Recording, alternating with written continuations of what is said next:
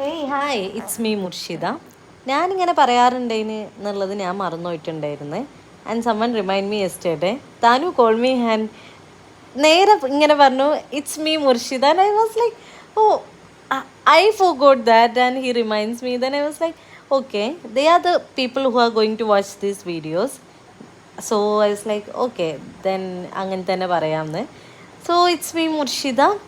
ഞാനൊരു ദിവസം ഇങ്ങനെ വീട്ടിലിരിക്കുകയായിരുന്നേ. അപ്പോൾ Shinu call me and ask me where are you. ഞാൻ ടോൾഡ് ഹർ ദാറ്റ് ഞാൻ വീട്ടിലാണുള്ളത്. Then she's like why are you sitting the please come to Kozhikode. She want to eat a lot. ഓക്ക് എന്തൊക്കെയോ കോഴിക്കോട് നിന്ന് കഴിക്കണം എന്ന് ഭയങ്കര പൂതിയാണെന്ന് പറഞ്ഞു.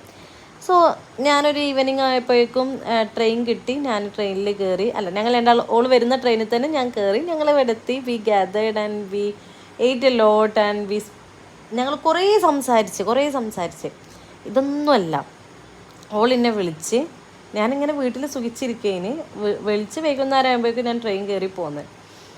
And I M dam sure that if I call her, ഇനി ഇതേ സമയത്ത് ഓളാണെങ്കിലും ഷീ വിൽ കം.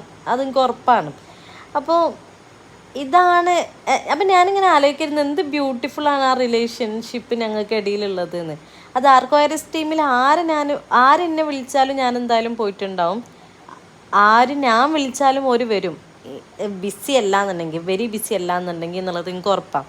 അതാണ് ഞങ്ങൾ ഇത്രയും കാലം കൊണ്ട് ബിൽഡ് ചെയ്തിട്ടുള്ളൊരു ബോണ്ട്, ആ റിലേഷൻഷിപ്പ് എന്നുള്ളത് എനിക്കിപ്പോൾ ഇങ്ങനെ ഫീൽ ചെയ്തു പോയി. That is has. ആൻഡ് അതെന്നും അങ്ങനെ ഉണ്ടാകും. And I miss you guys.